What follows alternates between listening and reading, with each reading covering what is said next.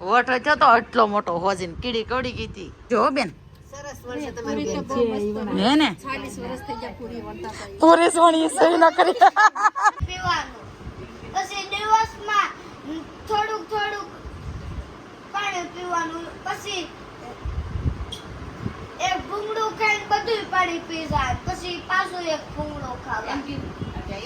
કેટલા વાગ્યા જો ઘડિયાળમાં 5:30 થયા સવારે ભાખરી ખાધી હતી પછી કઈ ખાધું તે હે મોટો હોઠ તારો બતાય તો આમાં નિત્યમને છે ને એક દી નાક મોટું થાય એક દી હોઠ મોટો થાય એક દી હવે કાન મોટો થવાનો છે બતાય તો હોઠ હરકો થઈ ગયો હોઠ હતો તો આટલો મોટો હોજીને કીડી કવડી ગઈ હતી ફોટો પાડે છે એવો હતો કા મમ્મી કાન કેમ મોટા થાય કાને કઈક કવડે તો મોટો થાય કાને એમ ને બીજું હું ન્યા એવું છે હાલો બીજું રોટલી ભૂંગળું બનાવી દઉં હાલો જમવા જવાનું છે મારા બેનને ત્યાં તો ભાઈ જો મારા મમ્મી ને લે જુઓ મામા ભાણિયો હવે આપણે ગાડીમાં જવાનું છે મામા ઘરે જાય છે આને ખબર શકતો તું અહીંયા આમ જાય તું અહીં રે હા હા હું કરું તો હું લેપટોપ લઈને બેસી જાય બીજું તું કરે ગમતું નથી કઈ હું કરવું એ કે હા ભાઈ જમવા જવાનું છે તો જાય છે જમવા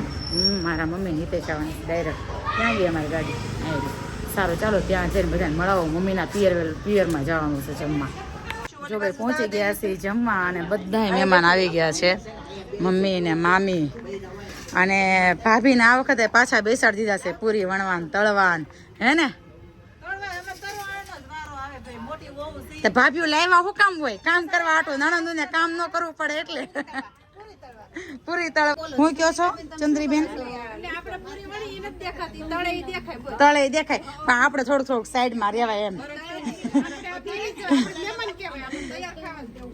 તૈયાર ખાવાની ટેવ પડી ગઈ એમ ને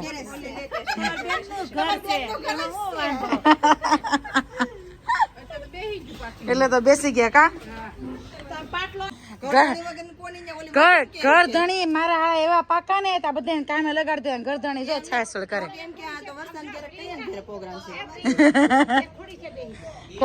એને તો મહેમાન હાટો બેવું જ પડે ને એ નો દેખાય ક્યાં જાય તો મહેમાન ને આવકારો આપવો પડે ને એમાં જમાયું તે બેન ને કીધું તે આવવાના છે તો જમાવીને ખોટું લાગી જાય જો બેન હે ને પૂરી સોની સહી ન કરી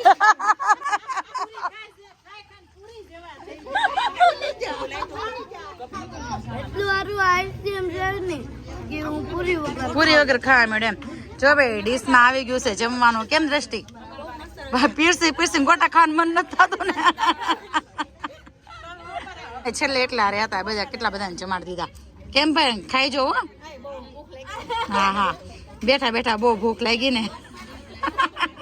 જો ભાઈ મેનુમાં છે ગોટા છે પૂરી છે પાપડ કેરીની કટકી શાક ચટણી અને આ છે શ્રીખંડ લિક્વિડ હે ને આઈસ્ક્રીમ સોરી આઈસ્ક્રીમ છે અને અહીંયા તો જો ખાઈ પીને આમ આડા પડી ગયા છે અને બીજા 2-3 જણા જો આમ કામ કરવા લાગી ગયા હરખું ખાજો બહુ કામ કર્યું છે બહુ ભૂખ લાગીશ ને હરખું ખાજો સુવિધા આપે છે અમને બહુ ગરમી થાય છે ને પંખો લઈને ઉભા જીજાજી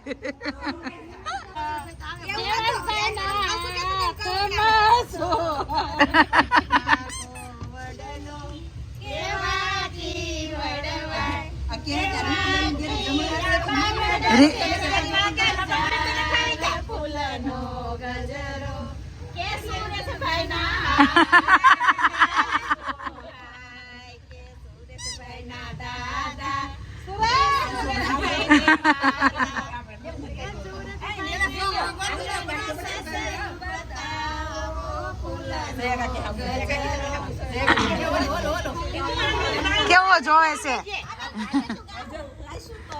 હતો જમણવાર પણ એવું લાગે જાણે લગ્નના ગીત ગાવા આવ્યા હોય ને એવું લાગે છે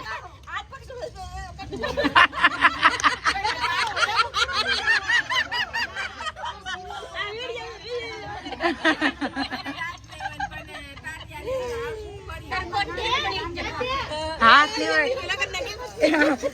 હોય ટાટિયા ની હોય તો ઔષધ કરી કે આવી ગરમી ની હવે સોડા પીવા ઉભા રે કા મમ્મી કેટલી ગરમી થઈશ તો યોગી ચોક થોડું છે વ્રત ચોક આવી ગયું હવે તમારી ગરમી થાય એમ યોગી હા યોગી ચોક ની ગરમી કાઢી નાખી ને હવે સોડા પી લઈ ઠંડા થઈ જાય સોડા પીવા ઉભા રહ્યા છે લીંબુ સોડા પીવી છે ને નિત્યમભાઈ જો અહીં નિત્યમ ઘરે પહોંચી ગયા છે ઈ પણ બા ને દીકરો કઈ કેરીનું ભૂંગળું બનાવે છે જો હું બનાવો છું કેરીનું ભૂંગળું એમ નો ચોપડાય એમ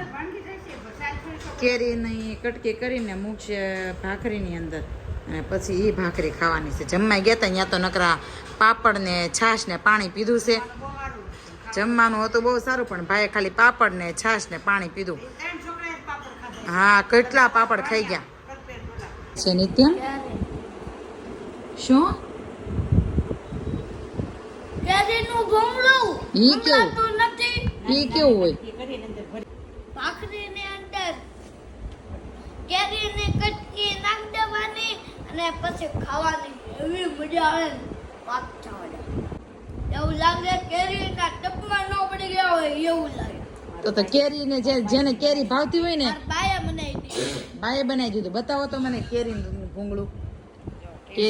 બતાવો નાની નાની જો આવી નાની નાની કટકી કરીને કેરીનું ભૂંગળું ખાઈશ નિત્યમ તમે એક વાર કેરીનું ભૂંગળું ખાવ ને તો ગોળનું ભૂંગળું પી જાવ એવી મજા પડી જાય એવી મજા પડી જાય